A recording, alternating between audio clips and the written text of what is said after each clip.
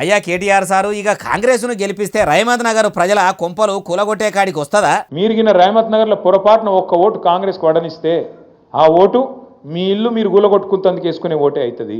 ఒక్క ఓటు మీరు పొరపాటున వేసినా ఒక్కొక్క గరీబోని ఇల్లు కూలగొట్టేందుకు మీరు సంధించినట్టు అవుతుంది, వాళ్ళకి లైసెన్స్ ఇచ్చినట్టు అవుతుంది. గరీబోడు ఏంది సారు? గరీబోడు గరీబు అని ఓటర్ దేవుళ్ళను గౌరవంగా పిలవరాదా? ఎమ్మెల్యేను ఎమ్మెల్యే గారు అంటారు కానీ ఎమ్మెల్యే గారు అనరు కదా సారు.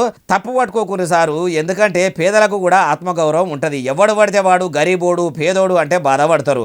అట్టెట్లా కూలగొట్టే కాడికి వస్తుందో ఆ ముచ్చట కూడా మీరే మంచిగా అర్థమవుతాడు చెప్పురు సార్ అందరికీ. మీరు చూస్తున్నారు, హైడ్రా అనేది పెద్ద పెద్ద ఇంట్లో పెద్దోళ్ళ ఇంటి మీదకి పోదు. రేవంత్ రెడ్డి అన్నగాడు ఇక్కడనే ఉంటాడు, తిరుపతి రెడ్డి అని, దుర్గం చెరువు పక్కకు నీళ్ళల్లో కట్టిండి ఇల్లు FTLలో. ఆడికి మాత్రం పోదు హైడ్రా. ఎందుకు? ముఖ్యమంత్రి అన్న కదా, పోతే ఉద్యోగం పోతుంది కదా, ఆడికి పోదు. ఆడికి పోతుంది, యాడికి పోతుంది అంటే చెప్పంది ఎట్టెరికైతే సారు మీరే చెప్పుర్రి. రహమత్ నగర్ పోతుంది, బోరబండ పోతుంది, యూసఫ్ గూడ పోతుంది, షేక్పేట పోతుంది, ఎర్రగడ్డ పోతుంది. మీ దగ్గర ఉండే బస్తీలకు మాత్రం బరాబర్ వస్తుంది.